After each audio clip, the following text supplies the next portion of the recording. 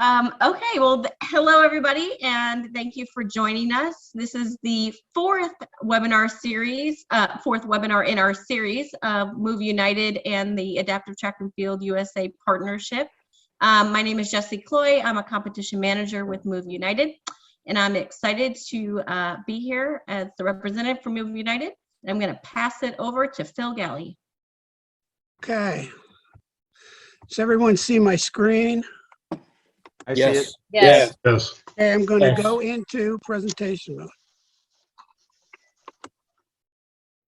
Okie dokie. All right, so tonight, I'm Phil Galley. I'm the chair of Adaptive Track and Field USA. Today, we're going to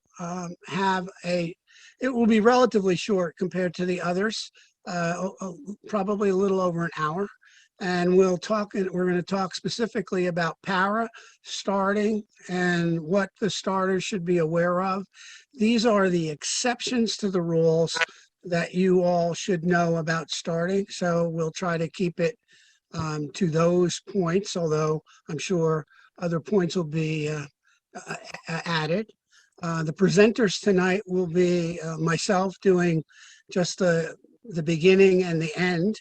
Then David Weicker, who is an international ITO for WPA, World Para Athletics, and he's going to take a piece of that. Stephen Kessler and Duke Fuller. Steve's from Illinois and Duke from California are two of our most experienced starters, para starters in the U.S. And Jerry Clayton, who is a WPA educator and also an international technical official, will take part tonight. So those are our presenters. These are the best pictures we could gather of all of us so that we don't look terribly ugly. So hope you enjoy them. We'll talk a little bit about rules. We'll talk about just enough about classification so that you understand how that impacts the starter. General conditions for starting the different para classes. Track lane assignments for the VI, frame runner, universal relay, and wheelchairs and how they differ by event. The ATF USA youth and master exceptions to World Athletics / World Para Athletics rules. As you all should know, just as ATF USA gets their rules from World Athletics, so does the Para World, and they come down through World Para Athletics and then down to the United States, and ATF USA modifies that for the youth. We'll touch a little bit on WPA lanes, staggers, blocks, and starting lines, and then have a general discussion with any questions that you have. I would think that the best way to go through this is, Jesse, if you could monitor the chat area, then we will write your questions, or if you'd like to raise a point, just put it in the share area, in the chat area, and then we will honor that and then answer your questions or ask you to join us to pose your question or comment. Okay, so as I said, we get our instructions from our rules from World Para Athletics, and they can be gotten on the Adaptive Track and Field USA website under rules, and then click on the hyperlink there, or at USATF. There's a hyperlink to the same location at World Para Athletics, and then our rules for the United States for the juniors are up there also. We also have some in the tips and techniques section for officials. We also have a meet management by role guide. It's a modification of the the ATF USA rule guide, and it specifically speaks to the para rules. So that'll help you with your starting assignments as well as any other role. The real differences for para athletics for starters really is based upon classification. So we have functional impairments, which cause, which make physical or non-physical athletes, para-athletes. They must have a legitimate and eligible impairment in order to be classified. The classification systems are based on those different impairments, and then the severity of those impairments get broken down one step further. So there are 10 eligible impairment types. There are 8 physical, and then there are 2 non-physical vision impairment, VI, and intellectual impairment, II. The numbers figures in the para-athletic classifications represent a level of impairment. So the lower the number typically is the more severe impairment. So in track, the wheelchair athletes with spinal cord injury are classed as 51s through 54 on the track and 51 through 57 in field. And the lower the number, the more impaired the athlete is. So 51 and 52 are quads, and 53 and 54 are upper, lower disabilities below the hips. And then in field, the 57 would be you and I, who in a field chair throwing a implement. Let me take that back a little bit. So these are the classifications, and to the right on the last 3 columns are what implement what the person with that implement would use, either a frame runner, which we'll talk about a little later, a racing wheelchair, or their ambulatory.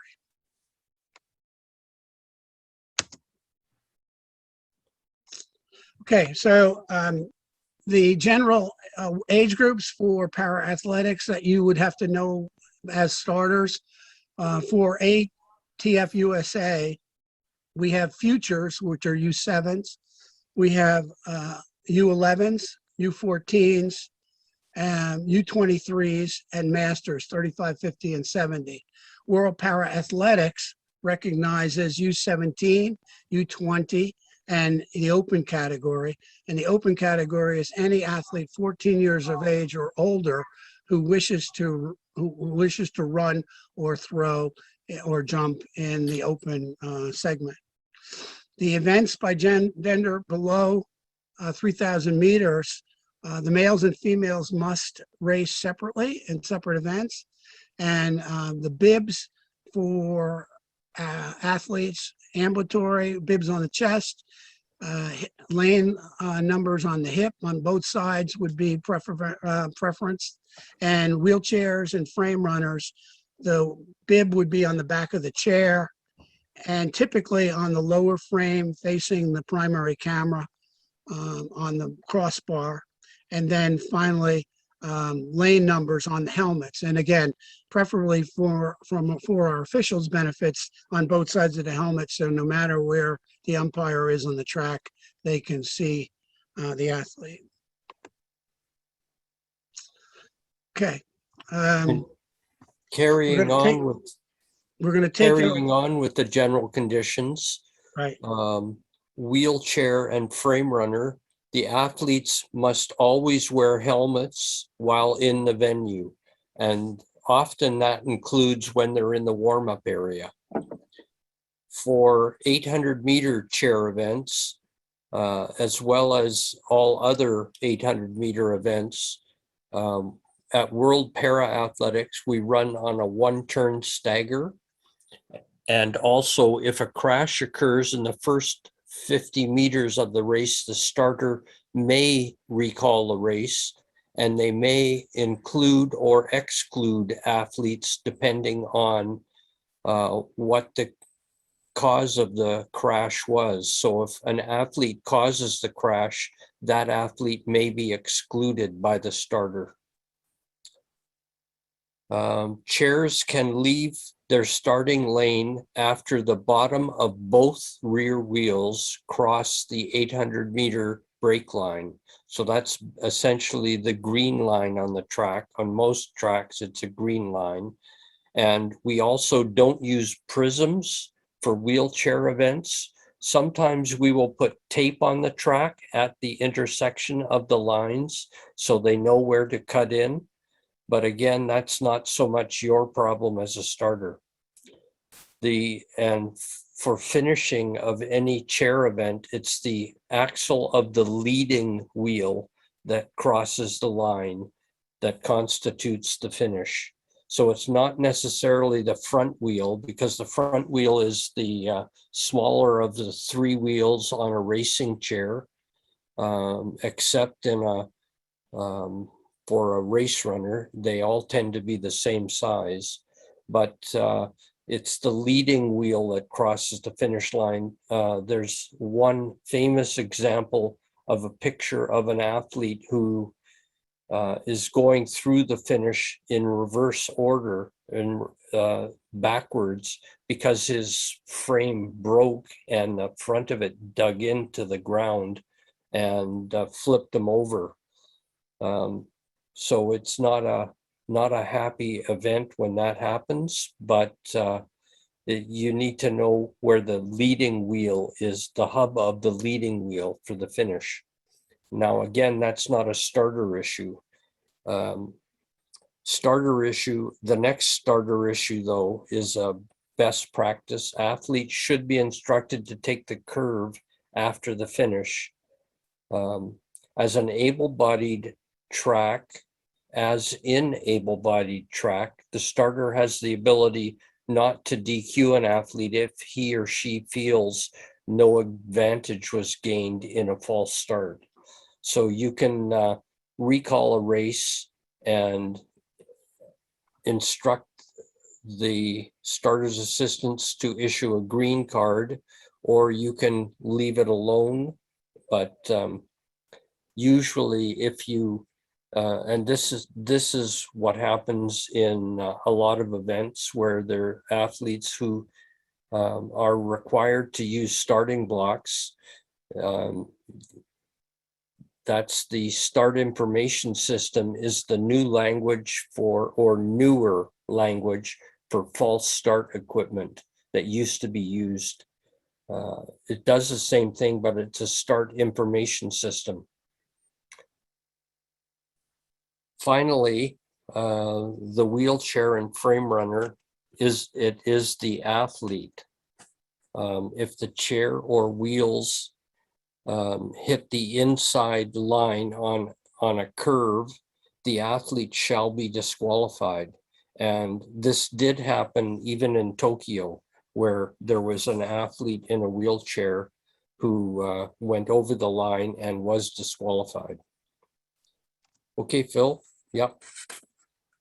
So getting back to blocks, it's mandatory that blocks and where start information system is being used, it's connected for T11 to T13 and T20. Those are the only categories that must use blocks. Other categories can use blocks. And it also depends on your rules in the United States, whether or not the I believe the under 7 and under 11 don't have to use blocks. And I'm guessing that it's very rare that you use a start information system in the United States, except at major events. For VI, it's also important to, or not for starters, but for referees to check the photo finish image prior to disqualifying an athlete with a guide where the guide might finish before the athlete. The other rule that's important, and Jerry's going to go into this in a few minutes, is the athlete and the guide must finish holding the tether. And the photo finish image is a good way of determining that, as would be the video referee if the event is being videotaped. There's also assistance allowed for athletes who are deaf, although it's not a para class. It tends to be athletes who have cerebral palsy that may end up being deaf as well. And it could be either through use of strobe lights, or you can, as is indicated here, by tapping on the shoulder. The athletes tend to know from watching other athletes getting set how to take off, but it's particularly problematic for sprint events below the 400-meter level. False starts, as in World Athletics and USA track and field rules, the starter has the ability not to DQ an athlete if they feel no advantage was gained in a false start. And this may be determined by looking at the start information system readout, which is designed, remember that the start information system is designed to assist starters. It's not there to be used to disqualify athletes. It's just there to assist starters. And there may be any number of reasons why an athlete is disqualified for a false start. So general conditions carrying on, the commands are the same as in traditional or able-bodied races: on your marks, set, and then the gun, or on your marks and the gun, depending on the length of the race.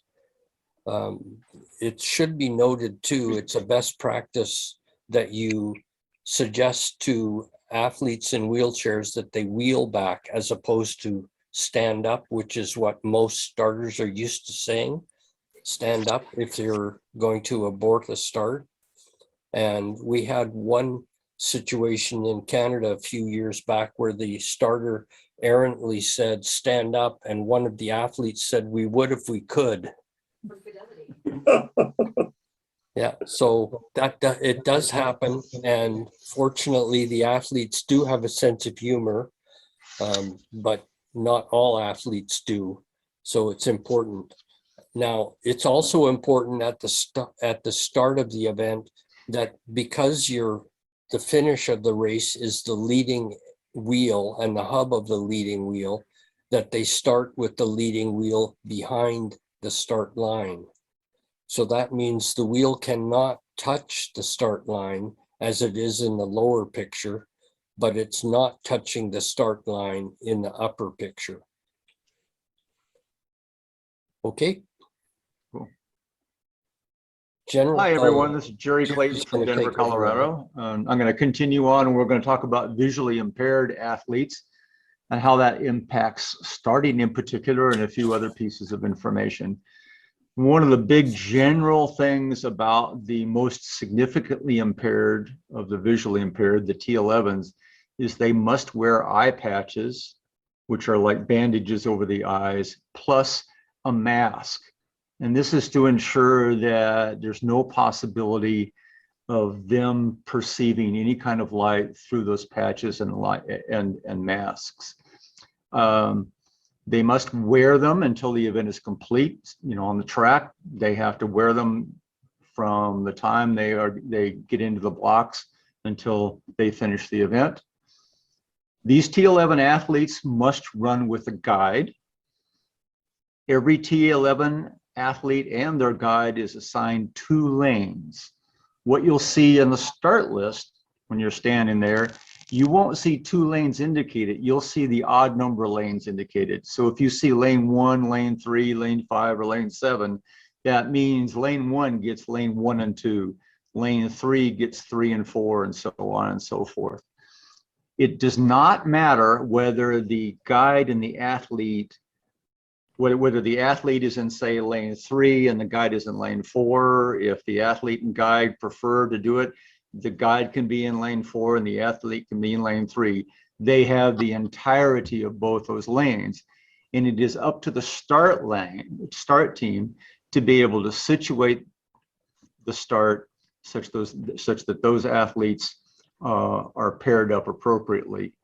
If you're doing a staggered start, it is the responsibility of the start team to extend the start line for the odd numbered lanes out into the even number lanes.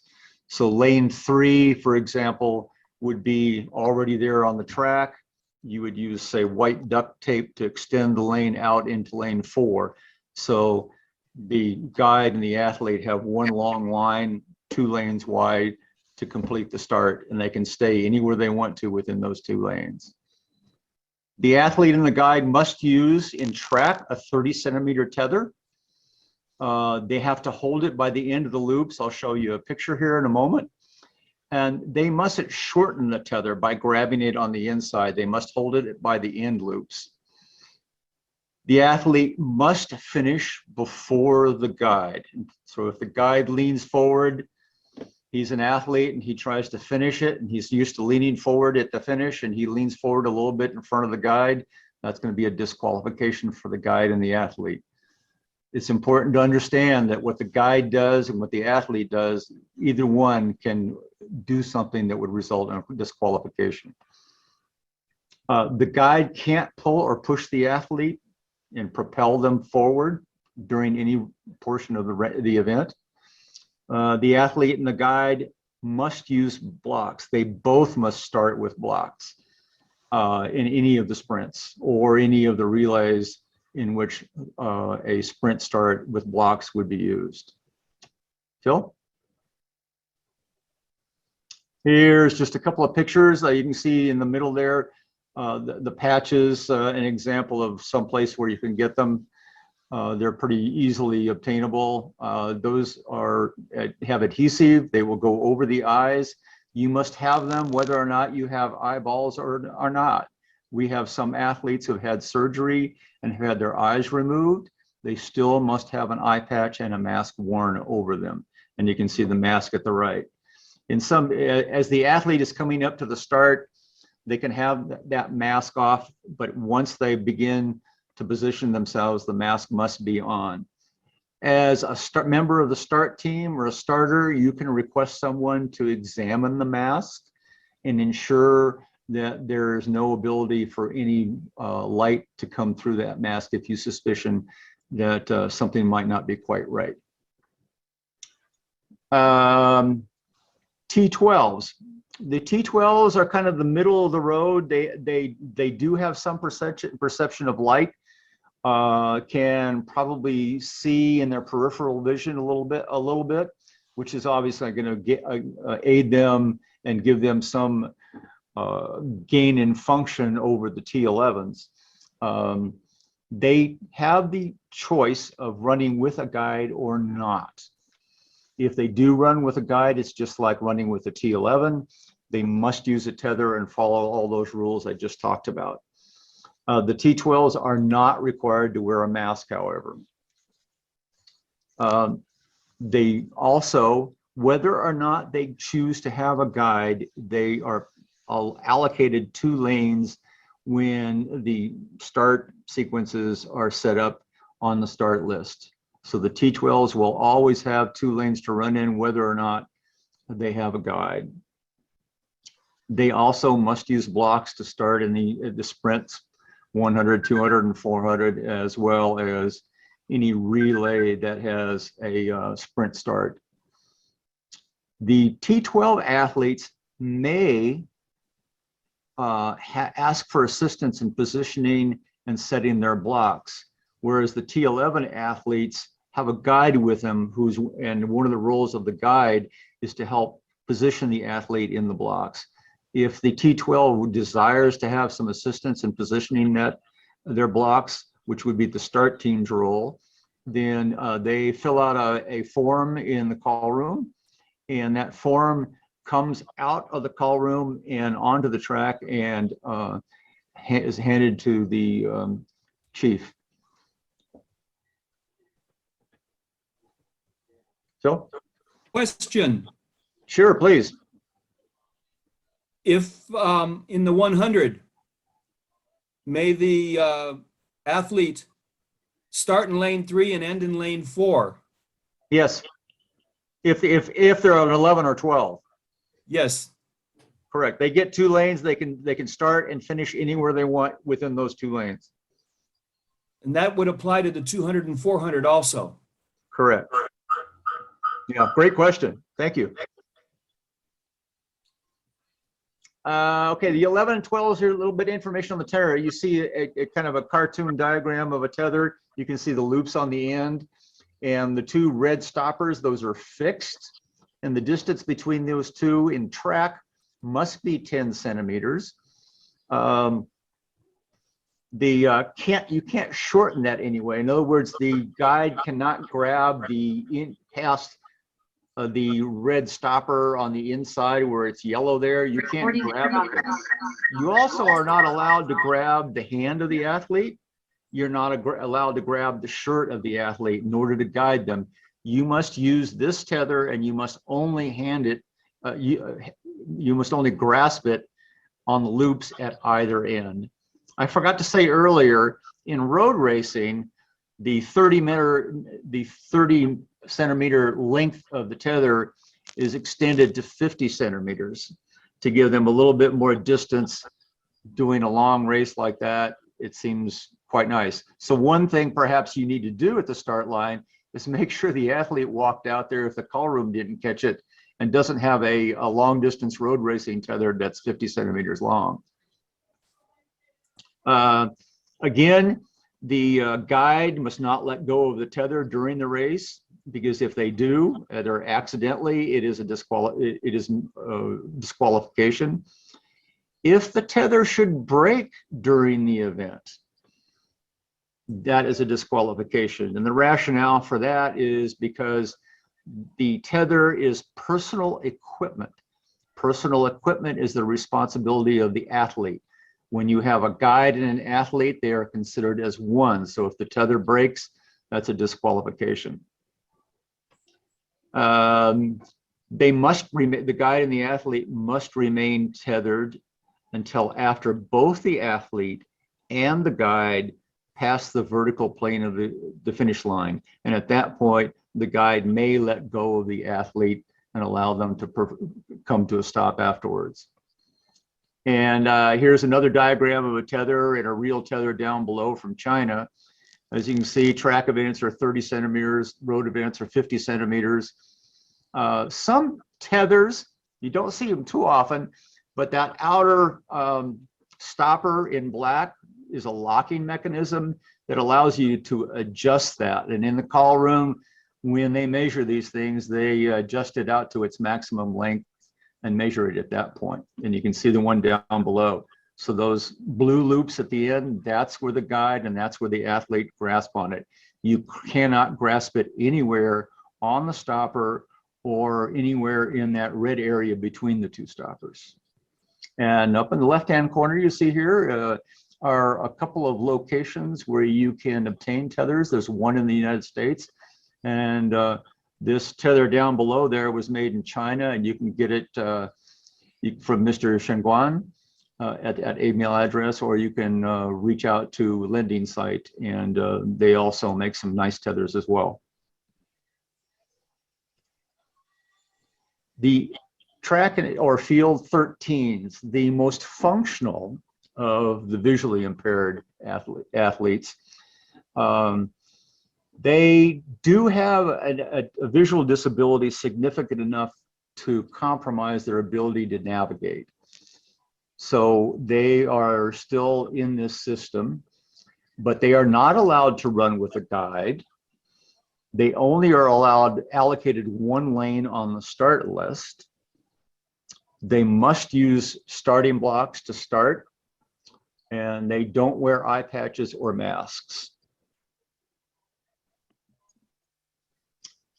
So as a summary of what I'm going through, and this is a quick run through, and you may have some questions and we're happy to answer them at any time.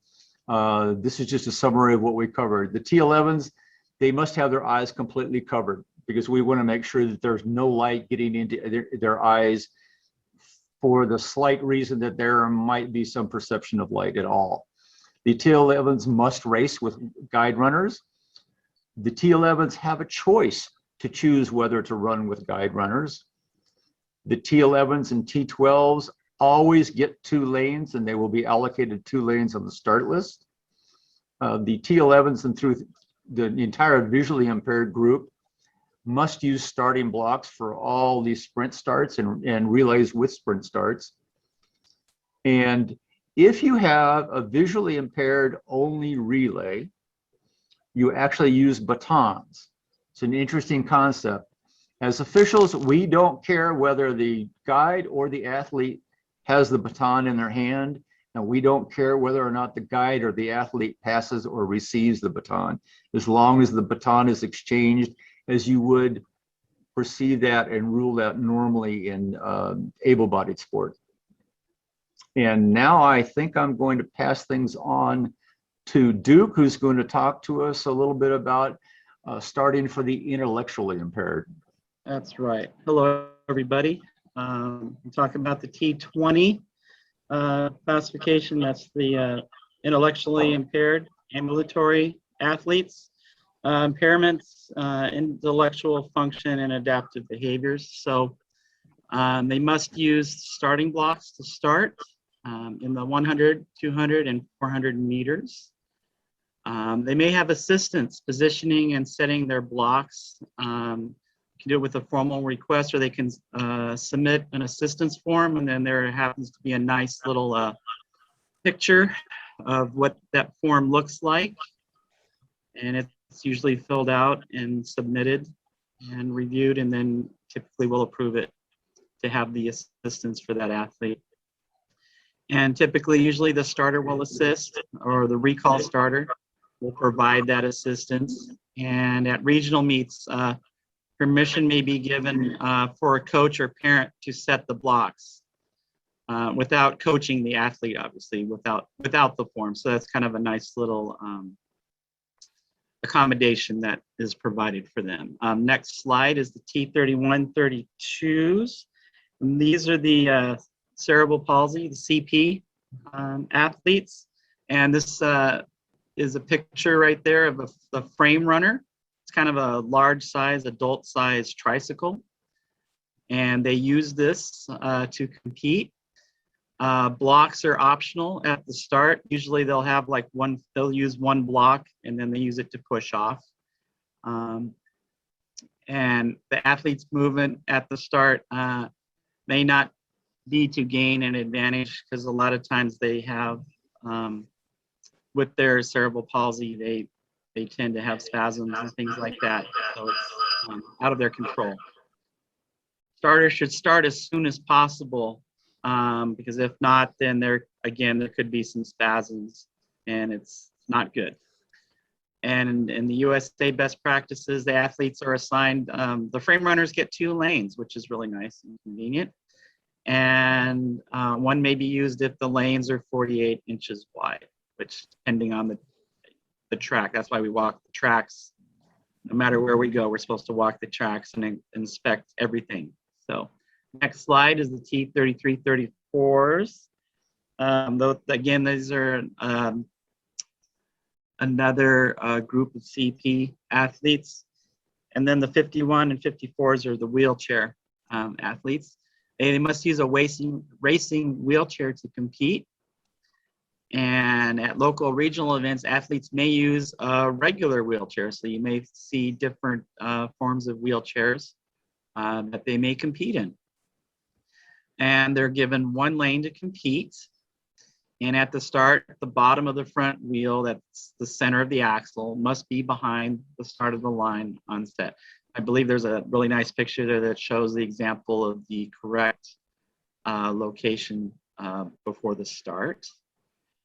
And then athletes in the relays, they're able to tag by touching their hand in the relays. They don't necessarily need batons, which is it's pretty fun to watch that.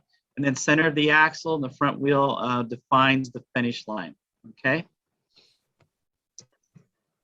Next slide. The 35 and 38, these are the ambulatory athletes, and they're given one lane to compete. They may opt to use blocks to start or not. It's their option. Athletes may have issues controlling their bodies.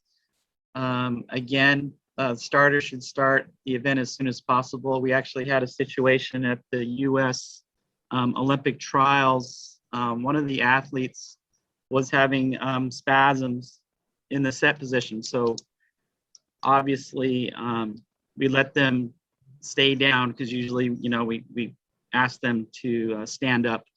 But in this instance, we just let that one athlete relax, and the spasms went away, and then they were able to start the race correctly.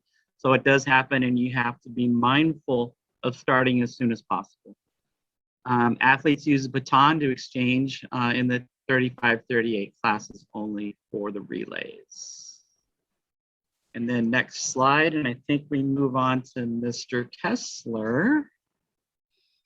Thank you, Duke. The T40-41 and the T42-47 class. The general conditions are the athletes are ambulatory and are given one lane to compete. They will tag in a relay, as noted previously. They may opt to use blocks to start. Athletes with an arm impairment, as shown in the picture, may use a support block at the start. The support must be of a neutral color with no logos or other adornments. You will notice in the picture that the blocks are plain and quiet in color in comparison to the color of the track.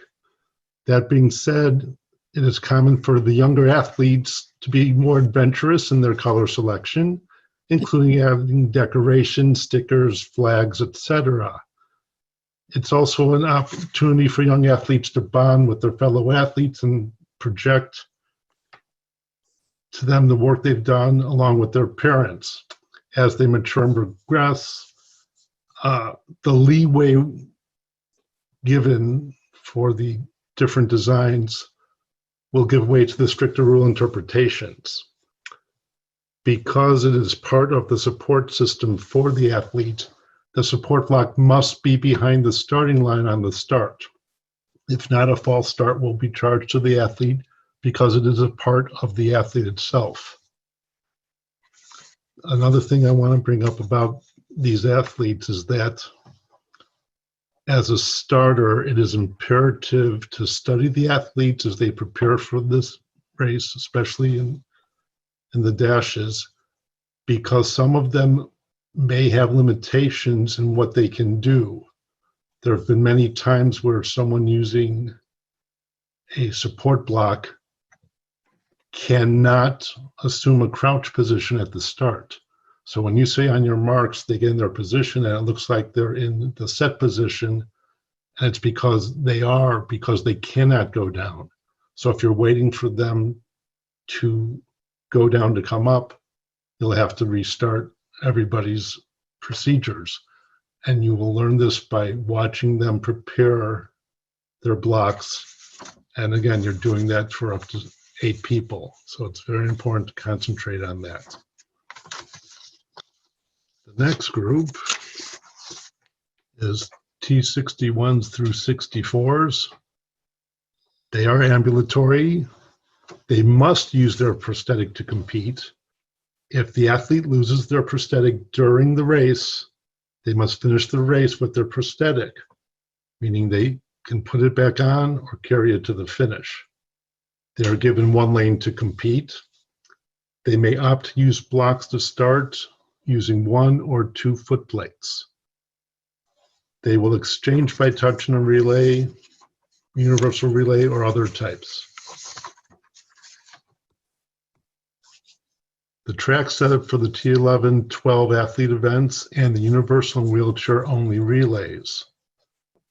As discussed before, these events are given 2 lanes. Always lanes 1, 3, 5, 7 are the designations. If you are on a 9-lane track, Lane 9 is not used. Even though a large event may not use lane 1 for many competitions, for these events, it's always 1, 2, 3, 4, 5, 6, 7, 8. And as mentioned also before, the exchange zones must be extended as well as the start lines. And for wheelchair races where they have a 40-meter exchange zone, you may have to pre-measure out those 40-meter marks at each exchange zone so that they can be prepared prior to the race. Even though as starters, we don't necessarily handle setting up those zones, we must make sure the track is completely ready before we start a race to avoid a lot of hassle and consternation. Question on the relay zone. Yes, Is that 5 meters before and after the normal exchange zone? No, Hi, hon. no, it's, I'm doing that Zoom. hey, Jerry, you're on, you have to be on mute. Oh, good. Okay. No, the exchange zone is from the back of the traditional 30-meter exchange zone, 10 meters. So it'd be 30 plus 10. 30 Right. plus 10, right. Thank you. You're they welcome. need the additional space to get up to speed and try to match speed with the incoming runner. Let's see, we now have the ATF USA exceptions and the age groups obviously mentioned. The U7, also known as the Futures, which is not a junior national age group. U11, U14, U23, and the Masters at 35, 50, and 60. For the U14 athletes, for both visually impaired and intellectually impaired athletes, they may opt not to use blocks. And for them, the false start rule. What? Excuse me? I think it was a mistake. Okay. For false starts, the second false start is on an athlete, same as the USATF youth rule, where the first is on the field. For non-WPA USA Junior additional events are the 20-meter dash, the 60-meter dash, and 3,000 meters.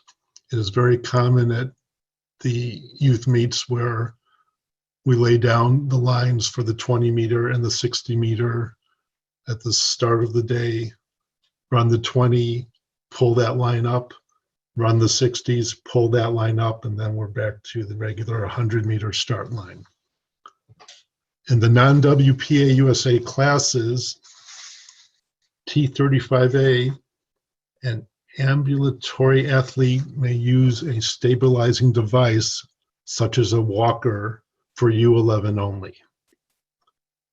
There's also a power wheelchair event known as the 60-meter weave. To set it up, you really need to look at the rule book because it doesn't happen often.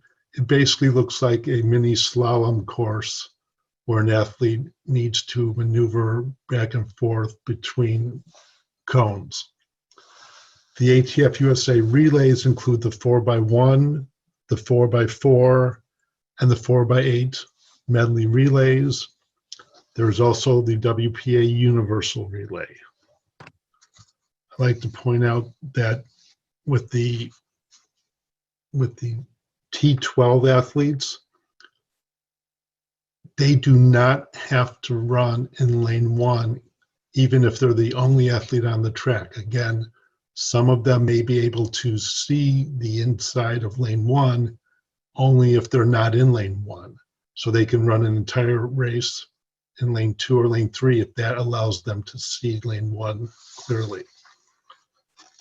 It's also common in general for wheelchair events that the athlete will ask the official who is on the starting line to see if their wheel is behind the line. Very much like a wide receiver in football will go out near the sideline and ask the side judge am I okay in my positioning? That's just, they're not asking for assistance. They just want to make sure they're not in trouble at the start just because of a couple inches. And it's okay to let them know that they are okay. The next slide is a chart, and as a surprise, we're going to test everybody in 2 minutes. So look at it as fast as you can and memorize it. I'm just teasing. This is a good chart to have in your backpack, in your notebooks to have, because it can be confusing when you go to a meet to try to remember everybody and everything. And this if chart is ever- accessible where? The chart is going to be, it will be accessible on the ATF USA website in the officials corner. And it's a modification of the call room, the USATF call room slides that were presented a couple years ago at the as a presentation. And so I modified the slides that were for USATF or NCAA, and I've created now a para slide to go with them. So I'm going to also turn the slide back to USATF so that they can add it to the other two. So you'll find it on ATF USA website under the officials corner.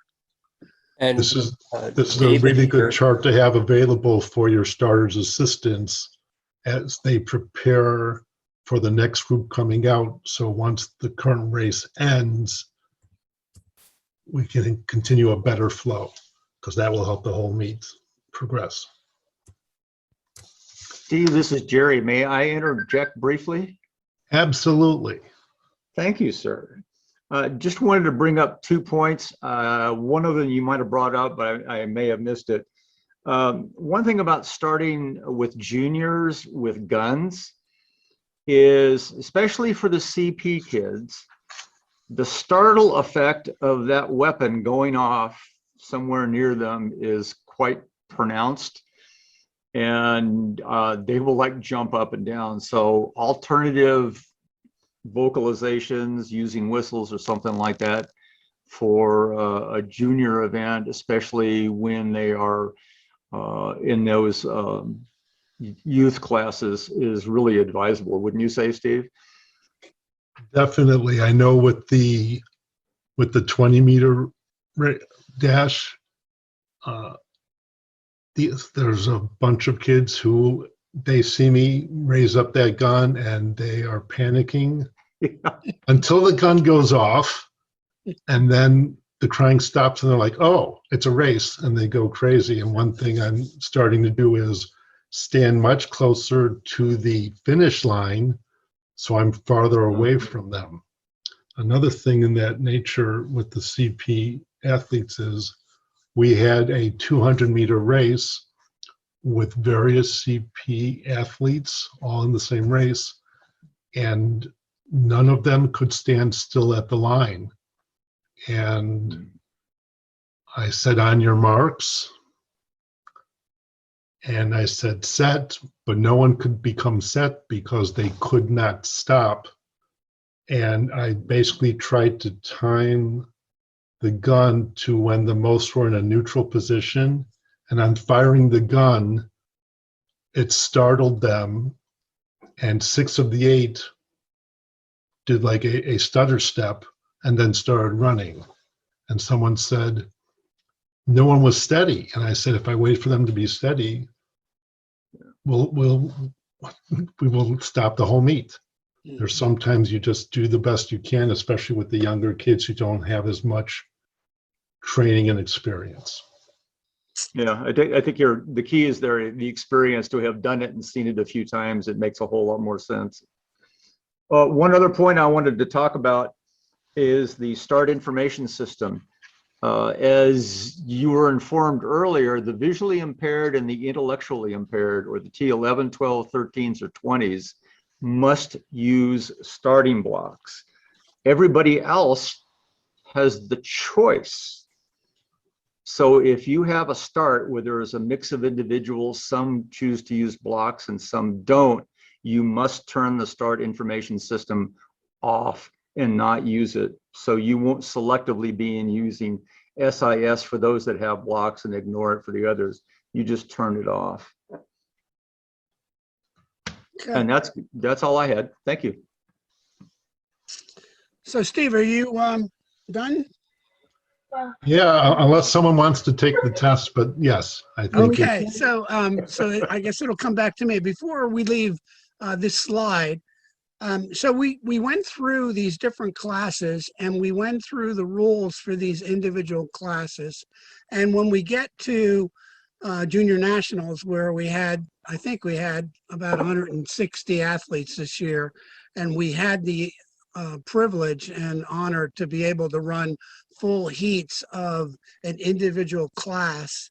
If you're starting at a local or regional meet, the start of 8 athletes may be 8 different classifications. So it's really important that the starting heat sheets being given to you are clear in telling you what athlete and what class and what age group are in each of the lanes. And so it takes a little bit more work to know, well, this athlete can use a block or this athlete can't, and they're on the line at the same time. So I just bring that up. I mean, the bigger the meet, the less that becomes a problem. But typically when we're running local meets, even regional meets, in order to make those meets complete within a 4-hour or 5-hour period, we need to be able to group those athletes together with different classes. We'll either group them by classification and then have multiple age groups in those heats, or we will do it by age group and have multiple classes in the heat. It all depends on the person who's doing the heating and seating and what they feel comfortable with and the numbers that are in each one of those. But you just need to just take a few minutes to understand that, especially your biggest problem with a starter, though, is to remember that the II athletes and the visually impaired athletes must use those starting blocks. And so when they come up to the line, that they use those starting blocks, because you'd hate to have a national record and then not honor it because they didn't follow the rules. And that's our rules as starters to make sure that happens. Okay, so are there any questions or comments or a discussion that you'd like to have about any of the things that we covered about There's some starting? good comments here in the chat room here. You had a question in the chat about what assistance do you offer for an athlete who's hearing impaired? What Okay, is so allowed? yeah. Typically, I mean, if you're technologically capable and have the system, flash out in front of the athlete where the athlete can observe the start. Flash would be placed down low, because when they're in the blocks, they if they happen to be down in the blocks, they can't. It's kind of an awkward to look up at it. A tap on the shoulder can be done. There are probably some other innovative things that can be done to do it, but it requires an individual on the start team to be able to assist the deaf athlete. Yes, sometimes they use flags even. Yeah. I was going to say, I've seen flags. For sure. I've seen flags, and also we had someone, if the athlete was toward the outside of the track, we could stand out near them, in front of them, and just use hand signals where you open your palm like a flag and then flip it down as if the flag's dropping. So I think we mentioned it before, but I just want to mention it again. To a person who is deaf is not a World Para Athletics classification. However, a lot of or some of the CP athletes and some of the other athletes have a eligible disability, and then they are also deaf. So that's where it comes into place. Jess, you have any more? Quite a few. Good. I think all were answered in the chat besides that one, but if anybody has Sure. any questions, please feel free to speak up. Paul Coulter-John had a great comment. He says he carries foam earplugs for the kids. And he says it kind of tones that start noise from a gun down and has been useful.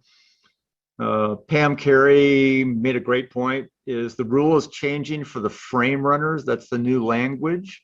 Used to be called race runners, and they will be a new class. So they will be the 70s and the 71s when the new rules come out sometime in the first quarter of the 2022. We'll need a new chart, Phil. I know. A new chart, yeah. I need a- David made a good point. There should be someone with a leg impairment who doesn't normally use a prosthetic device, but uses one, but they do become a 62 to 64 for all running events. It's kind of like somebody with a club foot. So the 60s are all amputees, 61s and 62s and 63s and 64s. Somebody asked about the frame runner start. It is the center of the axle of the forward wheel that indicates where the start, that you're behind the start line. So it's the center of that axle must be behind the line, just like that picture that you were shown for the racing chairs. And that center of the axle on the front wheel, another name for it would be the Jessica Cloy rule. True. Because in Absolutely. because in Beijing in 2008, Jessica ran the 800 meters and lost. And at that point, the rule was the axle, and she lost that race to the Chinese woman by 1,000th of a second. And following Beijing, they changed it from the hub to the axle. So it's a AKA Jessica Cloy rule. I'd like to make one other point, that from a starter's point of view, if you have the ability, if you're on a track where the 100-meter chute is the physical start of the 100 meters is beyond the curve, which is typical, right? You're deep into you're in the chute, and then you're going to have to come in where the curve of the track meets the straight edges of the track. We have a big problem with juniors in the CP class to understand what their lanes are. And so if you have the luxury and you have the time, we sometimes use tape, white tape, and tape those extensions rather than have those lines be dashes. We'll put some tape down so that we take some of the confusion away from that, because otherwise what you'll find is a lot of those athletes will tend to take the curve and not the straight, and then cause impairments. Now, we wouldn't necessarily DQ a person if they went out of the lane, but obviously if they impaired another athlete, that would cause an issue. So just be cognizant of that. And if you understand the athletes that you have at that meet, you have the luxury of doing that. If you see that it's a problem, you can take some of that problem away, so we can have a fair competition for those athletes. Expect you will use more tape at a para meet than at a regular meet, just because of all the lanes lines we need to put down for safety and to start races like the 20, the 60. For sure. All kinds Jeff Conley asked a really good question, and I just now noticed that Steve did answer it.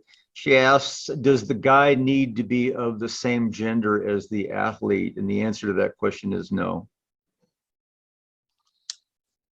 Right, correct. I know we brought it up a few times, but I'll tell you what happened to me is one of the first times I did a T11 race, I was in Illinois at Glassa, and the athlete was going to run in lane 2, and they set themselves up at this 200 at the lane 2 start rather than the lane 1 start.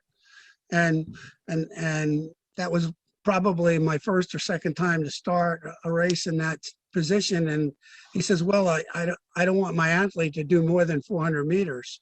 But the truth is, it's that the athlete, whether you're using a racing wheelchair, a frame runner, or a guide, those are all aids, and the aid is the athlete. So you must start in lane 1, 3, 5, 7, or 9, 7, and you can't you can't make the athlete just do 400 meters. One hand raised, and we have a question in the chat. So I'm going to start with the question in the chat, which is, what color tape should you have? White. White. Right. But Great question, though. also green and yellow. Yellow True. for exchange zones and green for the cut in for wheelchair True. at the brake line. Right, and that's what I was going to mention, David, when is the brake line. So rather than small prism cones, you make a little tape that comes up a couple of inches and goes back down, so that it'll flop over. If a wheelchair hits it, it won't cause an accident. Yeah, you just make a T out of some duct tape. I think we're also Great. supposed And to then- have flags about Yes. Right, the flags On will either be on side. either side and of the brake zone. And we did really well using the 3-foot traffic cones with a flag in the top of that. It came Yeah. out as a nice, just on the tape, just be aware that you need rolls of white duct tape, yes. not a roll, rolls. On those flags at the breakpoints, be sure they're not put just prior to the breakpoint. If you do anything, make them just past the breakpoint. So when they do start braking, if that's what they're using as a key, they will clearly be beyond the point they have to Good exchange. point. Good point. And I use yellow for put down where the cones would be in a coned race. And that helps both the official see if the wheel's gone properly, and it also is a little bit brighter, and it doesn't conflict with the white lines or anything. And that works on most tracks. But the yellow tends to pop out more. But Sure. the main thing you need is white tape, but you do need some other tapes for certain breakpoints and things like that. And then you need some black duct tape where you have to measure boards for the long jump and things. I see Denise had a question in here, and I just now saw it. She asked whether athletes with an orthosis on their limb can use blade attachments. I think that answer is yes, Denise, but let me check on it and get back to you. So Joseph Rysek, I apologize if I said that wrong. Do you have a question? I see your hand raised.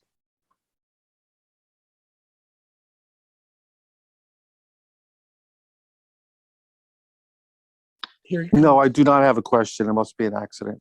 Sorry. Okay, thank you. it's okay. Nice to talk to you.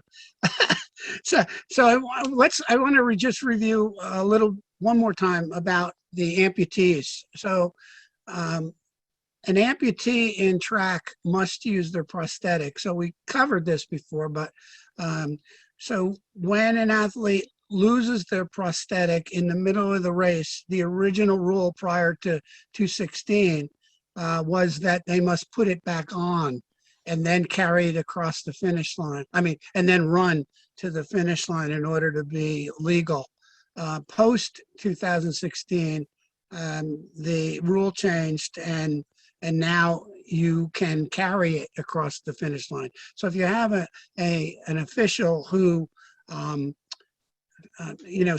who failed to read the new rule, they may have an argument with you, but they can carry it across the finish line. And you it's just basically the person is going to lose anyway, and it's to put it back on. First of all, in some cases, it may not be possible depending upon the other physical disabilities that the person has. And second of all, from a TV point of view, they can finish quicker. So, but they have to do that. So we were at Desert Challenge this year, and 2 athletes lost their prosthetic and did not remember, and they ran to the finish line without it. Those athletes were disqualified. If that,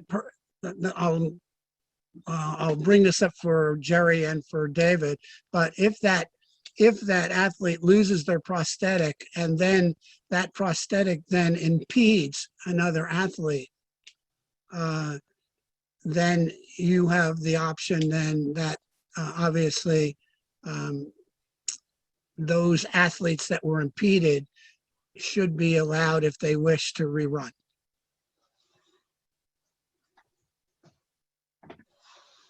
And that also happened at Desert this year. And that would depend on the referee's decision, whether or Yeah. not the athlete who lost the prosthetic is disqualified or not.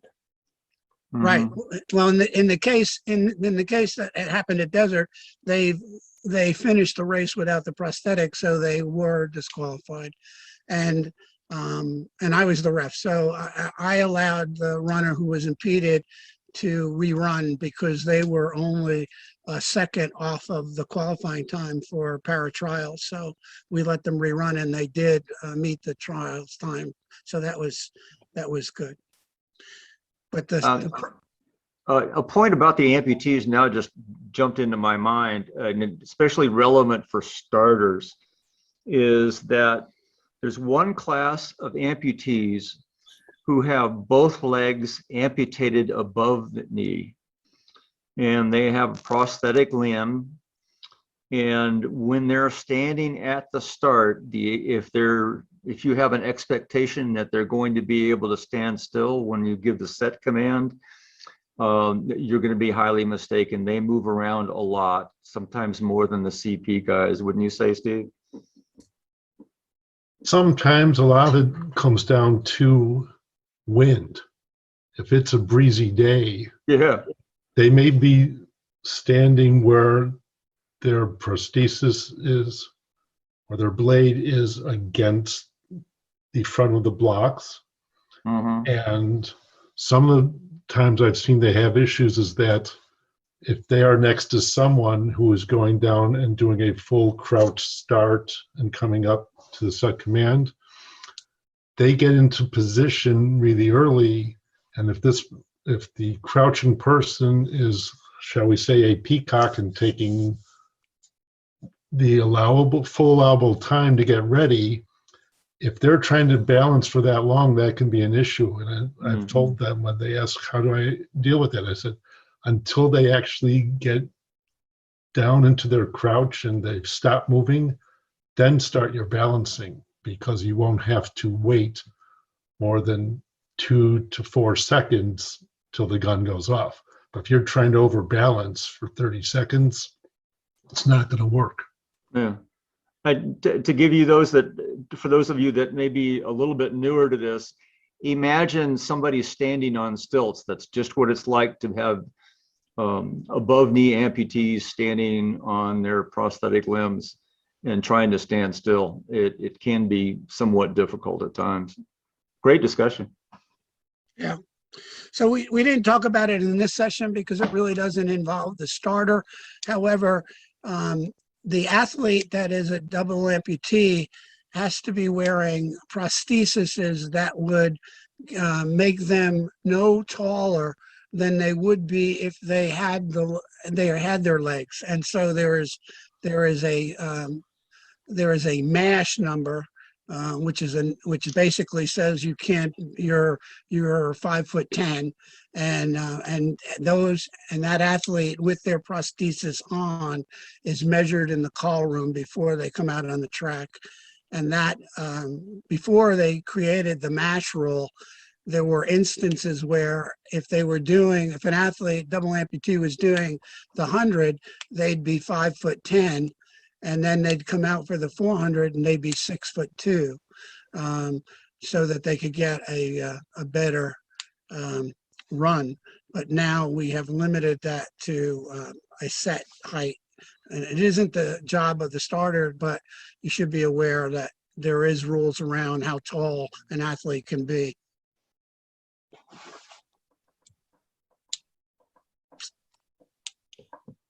Okay, so if that's the case, if you have any questions, what we'll do is we will put these slides up on the ATF USA, the Adaptive Track and Field USA website. Go to Officials Corner and then go under Tips and Techniques, and then the webinars are there. And these slides will be up in that section under the starter. We will also probably by this time next week have the video recorded version of this. So if you want to listen to the whole recording rather than just the slides, you'd be more than happy to watch that. And we're very happy to answer any of your questions. Send us emails, and we'll respond as quickly as we can. We're at version 1.7, just if you care. It may change as we move forward and to correct minor word changes or stuff, but that's where we are. This concludes this year's webinars. The next webinar will be in the first quarter next year, and it'll be on call room and what we do from the call room perspective for paras, which has significantly more duties than a average able-bodied track meet. But I want to thank you all for coming. We had a tremendous reception of 194 registered for this session, so I'm very happy that you all came out. Yeah, a record, that's for sure. We have now 215 certified officials in the United States. Our goal is 400 by the end of the quad. So please tell your friends and friends of officials to come and watch the video or take the course and the test. We'd love to have you. And then around January 1st, we'll have our calendar of events, which are, this year was about 20. Next year will be 23, 24 events around the country, which are para only. We'd love to have you come out and work. And then by working those para meets, we are evaluating everyone that works at our para meets. And 2028 is just around the corner. We're going to need a lot of officials to work the Paralympics in LA, and those USATF officials that have worked consistently in the para meets will certainly be given an opportunity to bid for the Paralympics in LA, which may or may not be an option at the regular Olympics. So we look forward to seeing all of you come out to our para meets and work. The athletes are just as good as any of the able-bodied athletes you'll see at any of our national events. Thank you very much. We'll see you next time. Thanks, everybody. Thanks, guys. Thanks, everyone. Excellent presentation. Good job. Thank you. Good job. Our Could I pleasure. make one quick Thank you all. announcement? Yeah, what's the question? Not a Have a good question. one. Oh. This is Hey, Eric Eric. Zemper. Since we're all starters here, presumably, I'd like to put in a plug, let you know, many of you may be aware of the USATF Starters Casebook that came out about 13, 14 years ago. It's out of date. This last summer, Bob Kaminer and I edited a new version of the Starters Casebook, where we've revisited with a new panel, revisited several of the 25 cases presented in the original casebook. Plus we've added an essay at the end on the philosophy of making unusual decisions for unusual situations at the start line. It'll be available. I just turned it in earlier this week to USATF. It should come up on the best practices website anytime now. So look for it, take a look at it. Much of what we talk about, particularly in the philosophy essay at the end, I think is also relevant to dealing with para athletes as well. So That's please very take- cool, Eric. Thanks. Very Thank you, much Eric. appreciated. It's an excellent read from the first one. I'm looking forward to the next one.